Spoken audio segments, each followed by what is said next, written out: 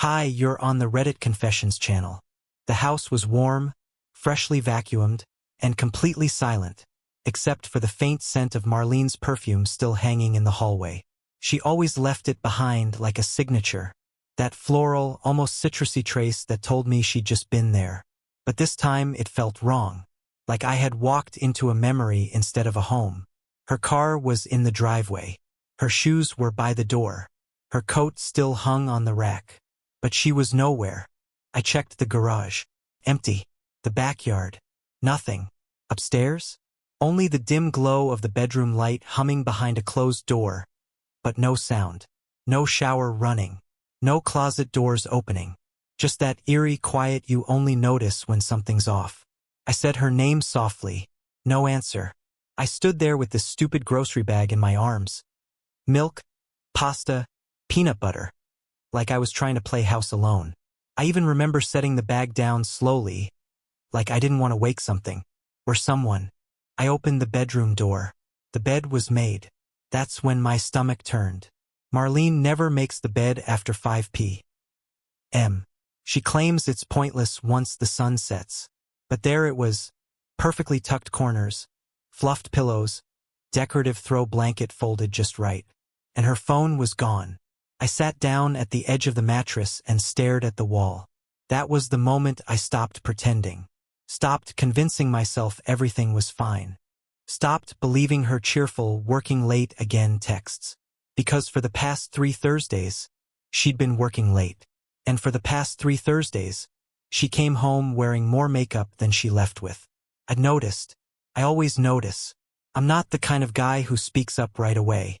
I internalize. I journal. I spiral. But this time I decided to act. That night I didn't wait for her to come home. I got back in the car, parked 2 streets over from where her office supposedly was, and watched. And at 8:47 p.m. I saw her. Not at the office. Not even near it. But walking out of a cheap sushi restaurant hand in hand with someone who absolutely wasn't wearing a wedding ring. She kissed him. Not like someone keeping a secret, but like someone who forgot I ever existed. I didn't cry. I didn't scream. I just reached into the glove box, pulled out the envelope I'd been hiding there for weeks. My written resignation from our marriage, and stared at it like it might suddenly sign itself. I sat in my car with the engine off, the cold creeping in through the cracked window as I watched them from across the parking lot. She laughed. God.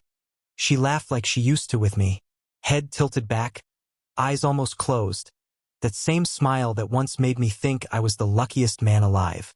Except now it belonged to someone else. Some tall guy in a gray blazer who opened her car door like it was second nature. They fit. Too well. Like this wasn't new. Like this had been going on for a while. I didn't take pictures.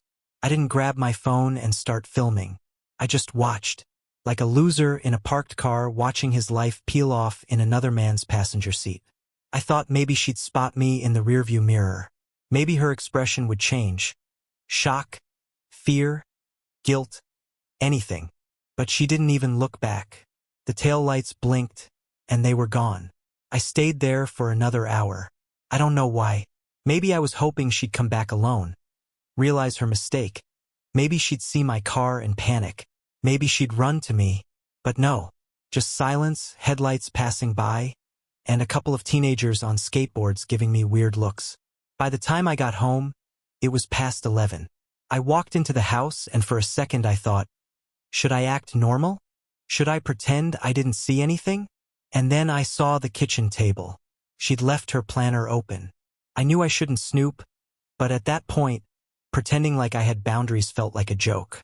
I flipped through it, heart pounding like I was defusing a bomb. There it was. Dinner R. Just that. Written in her curly handwriting with a little heart. No explanation. Just R. And I wasn't R. I was Paul. Her husband. The guy who folded laundry and filled her gas tank when it got too cold. The guy who fixed the bathroom leak last week while she was on a call. The guy she stopped kissing goodnight 2 months ago. I put the planner back exactly how I found it, like a coward. Then I stood in the hallway for 20 minutes, just staring at the bedroom door. I thought about confronting her right then and there, telling her I knew everything. screaming, crying, throwing her clothes out the window like in the movies. But instead, I made the bed. I smoothed the sheets, fluffed the pillows, and folded the throw blanket neatly, the exact way she would have done it. I don't know why. Maybe I just wanted to feel like I still had control over something. Anything. She came home at 12:16 a.m. I heard her heels click against the floor, the faint sound of her keys dropping into the bowl by the door. She didn't come into the bedroom. She just stood in the kitchen, opened the fridge, poured herself a glass of juice, and sat at the table like nothing happened. I watched her from the hallway. She scrolled through her phone, completely calm, legs crossed like she didn't just break the only promise that ever mattered to me. I walked back to bed, pretended to be asleep, because for now, pretending was easier than falling apart in front of her. The next morning felt like a movie I'd already seen too many times. Every movement rehearsed, every line familiar. She moved through the kitchen like nothing had shifted. Scrambled eggs, half-burnt toast, casual humming as she scrolled her phone. The same routine, except everything inside me was upside down. I watched her from across the table, waiting for her to flinch, to hesitate, to offer something. An apology, an explanation, a confession. But all I got was, "Can you grab orange juice next time? We're out." No eye contact, just eggs and lies. I tried to keep it together. I nodded like a puppet, pretending I wasn't dying inside. My throat felt tight, like every unspoken word was choking me. I wanted to scream, "Who is R?" But my voice wouldn't cooperate. Instead, I asked if her late meeting went well. She said yes, just like that. No stumble, no blush, no remorse.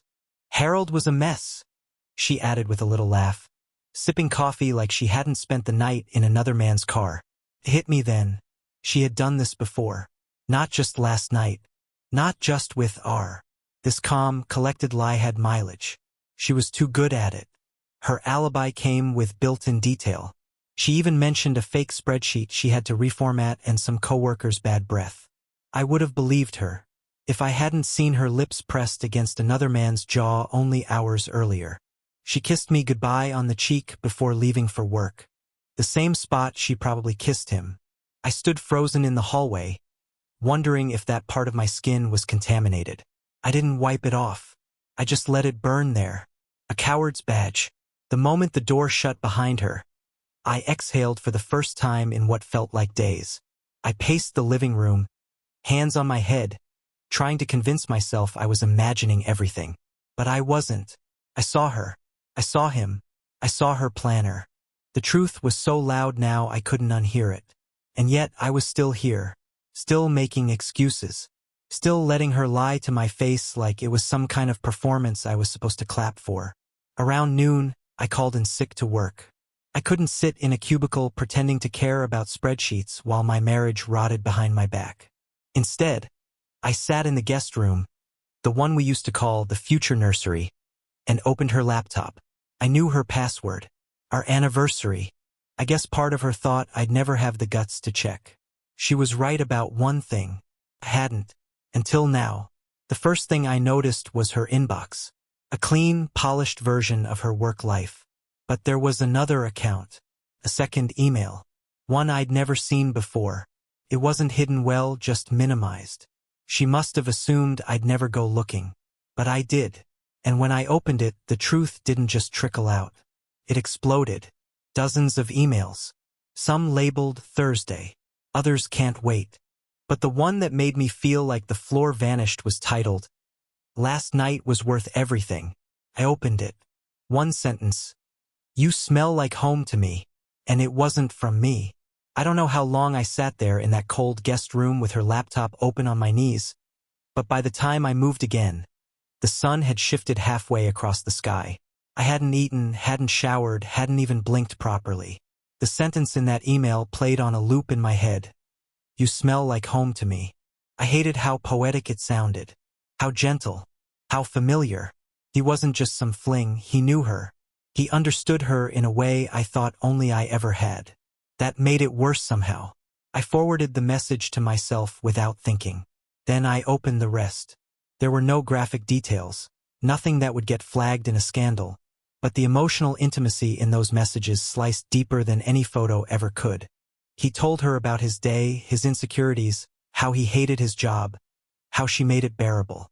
She replied with heart emojis, called him her calm place, told him she wished they had more time. She wrote, "Sometimes I forget I'm married when I'm with you. I feel like I belong to you instead." I think I physically flinched. I started noticing patterns. Their meetups were coded in the calendar. Thursday nights were always team review. Lunch with suppliers was really a park bench near the river. There was even a photo buried in a thread, a blurry selfie of them both smiling. Her head was on his shoulder. She looked peaceful. Not guilty, just free. I closed the laptop. I didn't delete anything. I wasn't ready for confrontation. I needed time to understand how I got here. How the woman who used to cry during dog food commercials could look me in the eye and tell me she loved me, then turn around and live a second life. Was I that easy to fool? Or had I become so predictable that she stopped seeing me as a real person? I made myself a sandwich I didn't eat and sat in the living room, staring at the front door like it might burst open and give me a different version of her. One that hadn't lied. One that hadn't traded our shared life for text messages and late-night sushi. When she walked through the door that evening, I felt the shift again. She kissed me on the forehead, told me she was exhausted, said she was going to shower and crash early. She didn't mention work, didn't ask about my day, just floated upstairs like a ghost in the house we built together. I stood in the kitchen, holding the same glass of water for 15 minutes. And that's when I decided I couldn't pretend anymore. I couldn't keep playing the loyal husband while she starred in a romantic drama with someone else. But I didn't want revenge. I didn't want to scream. I wanted something she couldn't fake. I wanted the truth. So I printed the email. Just one page. Plain paper. No highlights. No circles. No angry notes. I slipped it into a blank envelope and left it on her pillow. And then I went downstairs and waited. I didn't expect her to find it so soon. I thought she might go straight to sleep, maybe toss her purse on the bed and crawl under the blanket like always. But the sound of the envelope crinkling cut through the silence like a razor. I was halfway down the stairs, my hands trembling against the banister, when I heard her pause. Not a gasp, not a sob, just that chilling stillness that meant she was reading something she never expected me to see. She didn't call my name, didn't storm down in anger or guilt. No footsteps, no reaction, just nothing. For a moment I thought maybe she left it there, unopened. Maybe she would pretend she never saw it and carry on like everything was fine. But then I heard her closet door slide open, followed by the soft rustle of a suitcase zipper. That's when I knew. She wasn't going to deny it. She wasn't going to fight. She was going to run. I stood at the base of the stairs like a kid waiting to be punished. I felt too sick to move, like gravity was pinning me in place. My heart pounded louder with each second she didn't appear. I imagined a dozen confrontations. Her begging, her lying, her gaslighting me into thinking I misunderstood. But nothing prepared me for what actually happened. She came down the stairs slowly, her face blank, holding the envelope in one hand and a small overnight bag in the other. She didn't cry. She didn't apologize. She didn't ask me how I found out. She didn't even sit down. "I'm going to stay at my sister's," she said, her voice flat like she was reading a memo. "I think it's best if we take some time." That's it. I stood there in my old hoodie, socks mismatched, unable to speak. My mouth opened, but no words came out. I wasn't ready. Not for this. Not for the cold indifference. I thought catching her would give me closure or at least answers.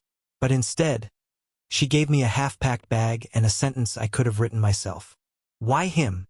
I finally whispered, my voice barely holding together. "Was it because I got boring?" She paused, eyes flickering like maybe she wanted to say something. Something real. But then she just shrugged. "It wasn't about you." I wanted to scream. Then who the hell was it about? But I didn't. I just stood there, shrinking in my own skin, feeling like some background character in her story. The guy who held her hair when she had the flu. The one who memorized her coffee order. The one who thought love meant always forgiving first and asking questions later. She turned to the door. I took a step forward. So that's it? No conversation? No truth? She didn't even look back. The door clicked shut, and the silence that followed felt louder than anything she could have said. I collapsed onto the couch, shaking, not because I was angry, but because I felt like I didn't exist, like she had erased me with a shrug.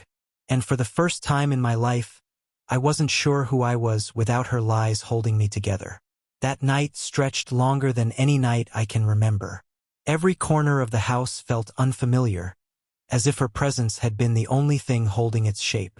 The scent of her shampoo still lingered in the pillows, and her favorite mug, half full of cold coffee, sat untouched by the sink. The silence wasn't peaceful. It was suffocating. It wrapped around my throat and squeezed every time I tried to convince myself I did the right thing by confronting her. I didn't sleep. Couldn't. I laid on my back staring at the ceiling, waiting for some kind of emotion to settle. Anger, sadness, relief, something. But all I felt was emptiness. It was like my body hadn't caught up with what my mind knew. She was gone. Not just physically, emotionally, mentally. Gone long before I found that email. And now that the truth was out, she didn't even try to stay. Around 3 a.m., I got out of bed and walked the house in circles. I touched the books she used to read, looked at the paintings she picked out for the hallway, stood in front of the mirror in the bathroom where she used to leave lipstick prints on the edge of the sink. I felt like a ghost walking through the ruins of someone else's life. And yet it was all mine, all ours. Except the ours part was dead, and I was the only one left mourning it. By morning, the numbness turned into something darker. Not rage, no, I wasn't built for that. It was more like grief, but with sharp edges. I kept replaying everything she ever said to me, trying to spot the lie hiding behind the kindness. The way she'd say, "I love you," while tying her shoes. The way she'd hum to herself while cleaning. Were those real? Or just filler between the moments she truly lived with someone else? I checked my phone. Nothing from her. Not even a message to say she got to her sisters. That stung more than I expected. I wasn't hoping for reconciliation. I wasn't that delusional. But a simple, "I'm sorry," would have meant something. Anything. Instead, I got a message from an unknown number. "Hey Paul, this is Ray. I'm really sorry about what happened. I didn't know she was still with you. Ray. R." I stared at the message, fingers hovering over the keyboard. I wanted to reply, to scream at him, to ask 1,000 questions. But I couldn't do it. Not because I wanted to spare him, but because I knew if I opened that door, I might never close it again. I'd start needing answers from a man who owed me nothing, and I'd spiral into a version of myself I didn't recognize. Still, I saved the number. Not out of curiosity, out of weakness. Later that day, her sister called me. Not Marlene. Her sister, Emily. "She's here," she said gently. "She's not ready to talk. Just give her space. Okay?" I almost laughed. Give her space? She'd been building space between us for months, and I'd filled every inch of it with blind devotion. Now they wanted more? "I'm not chasing her," I replied, my voice flat. "I just want the truth, not the polished version. The real one." There was a pause. Then Emily sighed. "Then you should probably come get her things." And that's when it hit me. This wasn't a pause. This was the end. By the time Saturday rolled around, the house had stopped feeling like a home and started feeling like a museum of mistakes. Her coat still hung on the rack by the door. Her hairbrush still sat on the bathroom counter with strands of blonde tangled in it, and her favorite sweater, one I'd bought her 2 winters ago, was crumpled at the end of the couch. Everywhere I looked, there was evidence of the life I thought we were building together. But now, every object felt like proof that I had been living in a lie. I didn't drive straight to her sister's place when Emily called. Instead, I went to the hardware store, bought cardboard boxes, and spent the next 2 hours pacing the living room, trying to figure out where to start. I wasn't angry enough to throw her stuff into garbage bags, but I wasn't gentle enough to fold things with care either. Every time I touched something of hers, perfume bottles, photos, old Christmas cards. I felt a new layer of humiliation peel back. I wasn't just losing a wife. I was realizing how blind I had been. As I packed, I found myself talking to no one, whispering questions like, when did it start? And was I that easy to replace? Under my breath. Felt pathetic, but I couldn't stop. My voice echoed through the empty rooms like the ghost of the husband I thought I was. I picked up a framed picture from our trip to Oregon, the one where she made me hike 5 miles for a view she said we'd never forget. We looked happy, real. But now, staring at that picture, all I could see was the beginning of a story that ended with a stranger named Ray texting me apologies he didn't know. When the doorbell rang, my heart stopped. For one irrational second, I thought it might be her, ready to talk, ready to explain. But it wasn't. It was a courier with a padded envelope addressed to me. No return address. Just my name in handwriting I didn't recognize. I opened it carefully, my hands shaking. Inside was a single folded note. It read, "She's been seeing him since March. She told him you were separated. You deserved to know." No signature. I sat down hard on the couch, the note fluttering in my lap. The timeline punched me in the gut. March. That was before her promotion, before the endless Thursday team reviews. All those months I was making excuses for her, telling myself she was just tired, just stressed. She was building a whole second life, and now some anonymous stranger was confirming what my gut had been screaming all along. I didn't cry. I didn't even feel angry. I just felt hollow, like I'd been gutted and left standing there, holding the shell of my own life.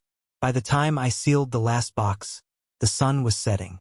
I loaded them into the trunk of my car, one by one, each heavier than it should have been. It wasn't just clothes and toiletries inside them. It was every promise she'd made and every moment I'd believed her. I drove to Emily's without calling ahead. The street was quiet. Her house looked warm from the outside, like a place where people still meant what they said. I sat in my car for a long time, staring at the front door, my fingers gripping the steering wheel. I had her things in the back. I had my questions in my throat, and I had no idea which one I was going to give her first. I sat in the car outside her sister's house for what felt like hours, staring at the porch light flickering like it couldn't decide whether to stay on or burn out. It reminded me of us, of the months I spent waiting, hoping, clinging to moments that felt real, even when they weren't. The boxes were in the back seat, every one of them packed with pieces of a life she walked out on without hesitation. I didn't come here to fight. I didn't come for closure either. I came because I needed to end it with dignity, mine, not hers. I rang the doorbell with a shaky hand, half expecting someone else to answer. But it was her, Marlene, standing there in a sweatshirt that wasn't mine, with tired eyes that looked surprised, but not sorry. We just stood there in silence, staring at each other, the weight of everything we hadn't said pressing down between us. "I brought your things," I said quietly, motioning to the trunk. She opened her mouth like she was going to speak, maybe even apologize, but then just nodded. No tears, no excuses, just that same silence that had replaced our conversations long before any affair ever began. Her sister stepped out behind her, offering a hesitant smile, maybe out of pity. I didn't return it. I opened the trunk, pulled out the first box and set it on the porch. Then the second, then the third. I didn't rush and I didn't drag it out. I just moved through the motions like I was unpacking the grief one final time before letting it go. When I finished, I reached into my pocket and pulled out the note I'd written that morning. No accusations, no bitterness, just one sentence. "I hope you find what you were looking for, even if it was never me." I placed it on top of the last box, nodded once and turned back to the car.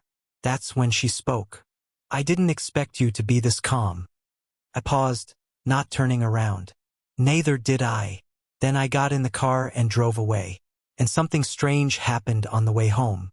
I felt lighter, not healed, not whole, but free. For the first time in months, I didn't feel like I was waiting for a truth to crush me. I already survived it. I made it through the lie, the silence, the moment I watched her leave and did nothing. But this time I left on my own terms. When I walked back into the house, It felt different. Not empty, just mine again.